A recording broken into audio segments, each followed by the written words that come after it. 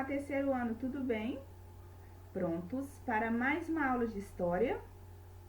Hoje iniciamos com o último livro do terceiro ano e neste volume 4 nós vamos conhecer grupos de pessoas que contribuíram e ainda contribuem para a formação das áreas rurais do nosso Brasil. Nós estudamos que os indígenas e os africanos contribuíram para a formação dos municípios. Hoje nós vamos conhecer outras culturas de imigrantes que também contribuíram para a construção da história brasileira. Imigrante é quando uma pessoa deixa o país de origem para morar em outro país. No passado, muitos imigrantes vieram para o Brasil, cada um com seu modo de viver, com sua cultura. Alguns desses imigrantes formaram colônias. Colônias são locais onde grupos de imigrantes passam a morar. O Brasil recebeu grande número de imigrantes, entre eles os portugueses, que nós já sabemos, italianos, japoneses. Imigração alemã, Santa Catarina. Passaporte de família italiana. Antigamente, quando chegavam ao Brasil, muitos imigrantes apresentavam um documento com o nome, a idade e o parentesco de toda a família. Geralmente, havia uma fotografia de todo o grupo. Colônia japonesa, Rio Grande do Sul.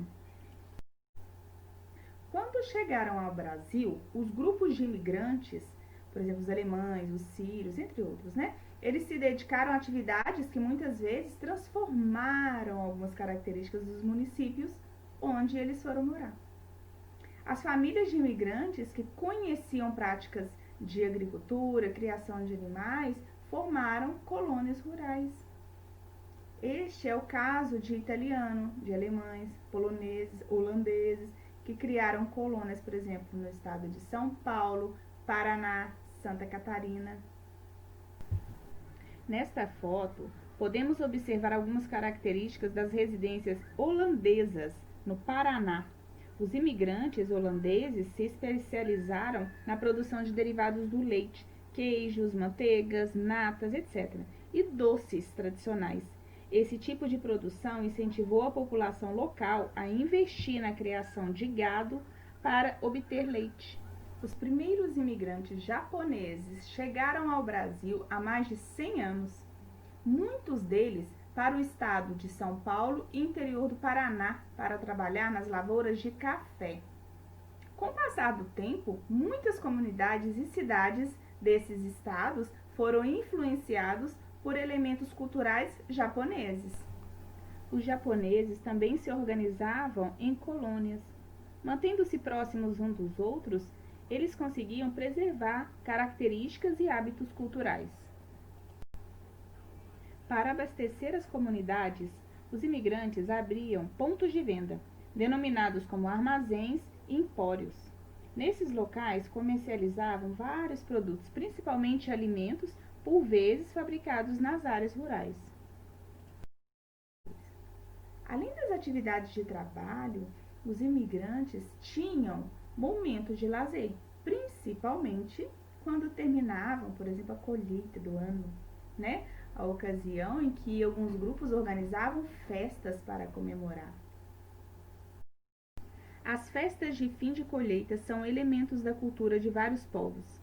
Além de comemorar o término desse ciclo de trabalho, os imigrantes italianos pretendiam promover a produção de uva da região e incentivar o comércio com outros municípios. Os imigrantes ainda trouxeram para o Brasil muitas outras atividades que já praticavam no país de origem. Hábitos alimentares, formas de construir moradias, expressões no vocabulário, artes marciais como judô, karatê. Artes marciais como sumô, karatê. Com isso, eles buscavam preservar a sua cultura. Portanto, podemos afirmar que os japoneses também contribuíram para a formação da cultura brasileira. Você conhece grupos imigrantes que moram em nosso município? Faça uma pequena pesquisa para descobrir. Faça as atividades de hoje com muito compromisso e dedicação.